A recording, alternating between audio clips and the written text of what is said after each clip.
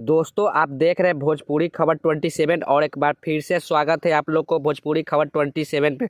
जी हाँ दोस्तों, जैसे कि आप सभी को पता होगा खेसारी लाल यादव जी के एक नए गाने का पोस्टर आ चुका है और इस गाना का नाम है मीठा मीठा बथेला, जो कि हम सबके चहेते सुपरस्टार खेसारी लाल यादव जी ने लेके आए हैं। दोस्तों इस गाना का रिलीज डेट इस पोस्टर पर नहीं दिया गया है, जैसे ही रिलीज डेट निकल के आता है हम आप सबको अपडेट देते रहेंगे। उससे पहले वीडियो को लाइक करके चैनल पर नए आए तो चैनल को सब्सक्राइब जरूर कर लीजिएगा। दोस्तों अब बात कर लेते हैं इस गाने के बारे में। तो इस गाने को गाए हैं हमारे ट्रेंडिंग स्टार खेसारी लाल यादव और इस गाना को लिखे हैं कृष्णा बेदर्दी और म्यूजिक दिए आर्या शर्मा।